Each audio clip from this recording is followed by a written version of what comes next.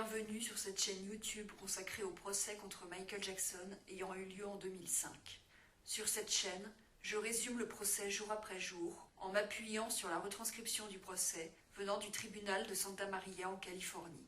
Si vous ne l'avez pas déjà fait, je vous recommande fortement de visionner mes vidéos précédentes afin d'avoir une vision précise du déroulement de ce procès et de prendre connaissance de l'ensemble des informations. Dans la vidéo d'aujourd'hui, je vais résumer le déroulement du procès le 4 mars 2005, cinquième jour du procès après la sélection du jury. Pendant cette journée de procès, l'interrogatoire de Devlin Arvizo, la sœur de Gavin, se poursuit. Tom Sneddon reprend l'interrogatoire de Devlin. Un extrait de la vidéo tournée chez Hamid Mosley est diffusé.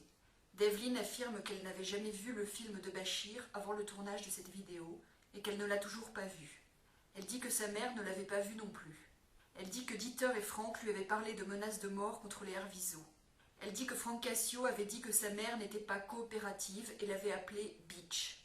Elle dit qu'après son départ définitif de Neverland, un garde du corps de Michael Jackson l'avait suivi devant son lycée, jusque chez sa grand-mère à proximité, et l'avait filmé quand elle rentrait dans la maison. Et aussi que la nuit précédente, ce garde du corps avait jeté des pierres sur la maison de sa grand-mère où elle était logée. Elle dit qu'une fois, pendant leur séjour à Neverland, Frank et Vinnie les avaient emmenés en voiture devant chez Marc Chaffel et leur avait dit de rester dans la voiture pendant qu'ils allaient à l'intérieur. Elle dit qu'après le départ de Neverland, le comportement de Gavin avait changé, qu'il voulait rester seul et qu'il ne voulait pas qu'on le touche ou qu'on lui parle. Elle dit que Michael Jackson faisait souvent des hugs à Gavin et l'embrassait sur la joue ou la tête. Tom Mesereau, l'avocat de Michael Jackson, commence son contre-interrogatoire. Il va chercher à mettre Devlin face à certaines invraisemblances et la pousser dans ses retranchements. Devlin dit qu'on lui avait dit avant l'entretien avec les assistantes sociales de dire des choses gentilles, et Tom Mesereau fait remarquer à Devlin qu'elle a dit devant un grand jury du comté de Santa Barbara qu'elle était sincère en disant des gentilles choses sur Michael Jackson aux 3 assistantes sociales. Elle répond « Je ne sais plus, c'était il y a longtemps ». Elle dit que suite aux accusations, les Arvizo ne sont plus en contact avec Aja Prior et Chris Tucker. Elle ne se souvient pas d'avoir discuté auparavant avec quelqu'un de ce qu'elle allait dire aux 3 assistantes sociales. Elle admet qu'elle a déjà rencontré Tom Sneddon 1 ou 2 fois, qu'ils ont eu une discussion qui a duré environ 15 minutes. Elle dit que Tom Sneddon lui a montré des retranscriptions du grand jury pour lui rafraîchir la mémoire sur ce qu'elle avait déjà dit. Puis elle dit qu'elle a eu en tout 4 ou 5 rencontres avec Tom Sneddon concernant cette affaire. Elle dit qu'elle n'a jamais discuté avec sa mère et ses frères de ce qu'elle allait dire au tribunal, ni devant le grand jury, bien qu'elle soit en contact régulier avec sa famille et bien qu'elle vive avec eux. Elle dit qu'elle n'a jamais discuté de l'affaire avec sa mère, ses frères, ni avec Jay Jackson. Elle reconnaît avoir rencontré les avocats Bill Dickerman et Larry Feldman. Tom Mesereau fait remarquer à Devlin qu'elle affirme que personne dans sa famille n'a vu le film de Bashir, alors que Janet Arvizo faisait une allusion à un passage du film de Bashir dans la vidéo filmée chez Hamid Mosley. Janet faisait une allusion ironique au fait que Michael Jackson et Gavin avaient été filmés se tenant la main dans le film de Bashir, et elle suggérait en plaisantant qu'on la filme tenant la main de Gavin. Voyons l'extrait en question. Wait. You know how these Bashir, hey, you know how Bashir zoomed in on him holding hands? Do that the same thing. Because you know because that's what a mother does with a son, or a father does with a son, you know? And they try to make it out to be something wrong and dirty. Devlin dit que c'est Dieter qui leur avait dit de faire ça. Elle dit qu'elle n'a jamais parlé avec les membres de sa famille du film de Bashir, ni avec Jay Jackson. Elle dit que Gavin avait pu rencontrer le basketteur Kobe Bryant parce que Chris Tucker l'avait emmené voir un match et confirme que sa famille ne fréquentait pas Kobe Bryant.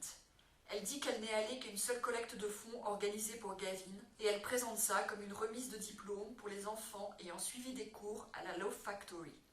Elle dit que sa mère n'a jamais cherché à obtenir d'argent de personne, n'a jamais demandé d'argent à personne, que seul son père le faisait.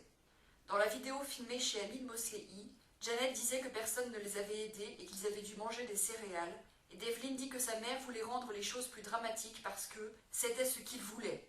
Elle affirme qu'on leur avait donné un script pour qu'ils sachent ce qu'ils devaient dire en tournant la vidéo chez Hamid Mosley. Mesereau lui fait remarquer qu'elle a dit devant les assistantes sociales qu'elle emmenait souvent une amie à Neverland pour lui tenir compagnie. Devlin dit que c'est faux. Elle affirme qu'elle a menti devant les assistantes sociales, qu'elle était seule à Neverland et que sa mère ne savait pas toujours ce qui se passait à Neverland, contrairement à ce qu'elle avait dit devant les assistantes sociales. Devlin avait dit aux assistantes sociales que Michael Jackson était gentil et aimant et qu'il était comme un père, et qu'elle ne l'avait jamais vu faire quelque chose de sexuellement inapproprié à Gavin Oustar. Devlin dit qu'elle a oublié des choses qu'elle a dites et refuse de consulter le rapport lu par Tom Mesereau. Elle dit qu'elle ne savait pas qu'elle allait être filmée pour le film de Bachir avant d'arriver à Neverland le jour du tournage. Tom Mesereau dit que Devlin avait dit à Carole Lamire que sa mère battait son père et les enfants et la réveillait à 2 heures du matin, que Janet ne nourrissait pas les enfants volontairement pour que les autres leur donnent à manger, que Devlin voulait s'installer chez Carole Lamire, mais Devlin le nie. Tom Mesereau dit que Devlin avait dit à Carole Lamire qu'ils allaient s'installer dans une grande maison à Hollywood Hills, mais Devlin le nie. Devlin nie s'être plainte de sa mère à Carole Lamire. Devlin reconnaît qu'elle a fait des accusations contre son père et nie que Gavin en ait fait contre sa mère. Elle reconnaît que le département des services de l'enfant et de la famille avait déjà enquêté sur les Arvizo dans les années 90. Une femme était venue dans l'appartement de Soto Street pour parler à Janet. Devlin a accusé son père de séquestration et de menaces terroristes. Janet avait accusé son ex-mari David d'avoir agressé sexuellement Devlin, et Devlin dit que son père l'a reconnue devant Janet et elle lors d'une dispute avec Janet. Devlin dit qu'elle ne sait rien sur l'affaire J.C. Penney, à part que Gavin Estar s'était plaint de douleur, mais elle n'était pas impliquée dans cette affaire. Elle dit qu'ils n'ont jamais demandé d'argent pour aider à payer les soins de Gavin, jamais demandé d'argent à Chris Tucker. Elle dit que la voiture donnée par Michael Jackson au Arvizo était pour emmener Gavin à ses rendez-vous médicaux. Elle dit qu'on leur avait demandé de venir à Miami en février 2003 pour une conférence de presse. Elle dit qu'elle ne connaît personne du nom de Rio et Simone, sachant que Rio et Simone Jackson seront des témoins de la défense par la suite. Elle admet qu'elle sait que Gavin parlait beaucoup à l'école, mais c'est le seul problème de discipline de Gavin qu'elle dit connaître. Concernant les massages, manucures et pédicures que les Arvizo et Chris Tucker ont eu à l'hôtel avant de quitter Miami, elle pense que ça a dû être payé par Michael Jackson ou Chris Tucker. Tom Mesereau fait mention du fait que Devlin et ses frères étaient revenus une fois à Neverland avec Aja Prior pendant la période de février-mars 2003 et qu'il n'y avait aucune personne de la sécurité dans la voiture. Devlin dit qu'elle a commencé à avoir peur quand on leur parlait de menaces de mort et que Dieter était devenu plus agressif. Devlin reconnaît que sa mère n'a jamais dit aux assistantes sociales chez Jay Jackson qu'elle était séquestrée parce qu'elle avait peur du garde du corps qui attendait en bas, d'après Devlin. Janet n'a pas non plus demandé à Jay Jackson, soldat dans l'armée, d'appeler la police quand ils étaient chez lui. Tom Mesereau dit que Devlin avait dit la veille que Michael Jackson avait versé du vin dans une tasse dans la cave, mais Tom Mesereau fait remarquer qu'elle n'avait pas dit ça devant les shérifs le 6 juillet 2003.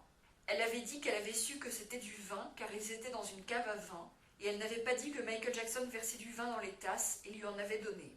Elle dit qu'elle ne savait pas qu'il fallait donner tous les détails. Tom Mesereau fait remarquer que Devlin a tendance à utiliser des phrases toutes faites comme « j'étais très jeune et je ne sais plus » quand elle ne sait plus comment répondre à une question, comme celle sur le vin. Tom Mesereau lui demande si elle a dit à Simone et Rio que sa mère voulait aller au Brésil, et Devlin répond qu'elle ne se souvient pas de ces personnes. Tom Mesereau fait diffuser l'enregistrement de l'entretien des Arvizo avec Bradley Miller, du moins une partie, avant qu'il y ait un problème de diffusion. Tom Mesereau demande si, quand les Arvizo sont allés chercher leur passeport avec Vinnie dans un bâtiment fédéral, quelqu'un a appelé à l'aide pour avertir qu'ils étaient soi-disant séquestrés, et Devlin répond que non. Tom Mesereau fait remarquer que Janet Arvizo avait dit aux assistantes sociales qu'elle allait tout le temps dans la maison principale à Neverland. Devlin dit que sa mère ne sortait jamais de la maison pour inviter où elle était logée et qu'elle avait menti aux assistantes sociales.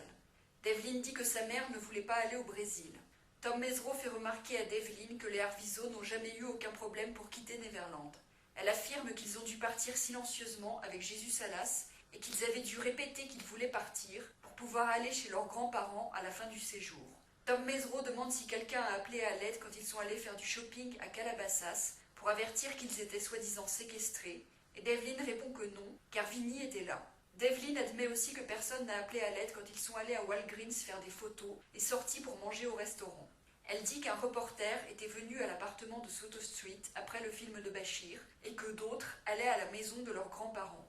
Devlin confirme que l'acteur George Lopez avait été un ami de la famille Arvizo et dit que cette relation a été détruite à cause de son père David qui s'était disputé avec George Lopez.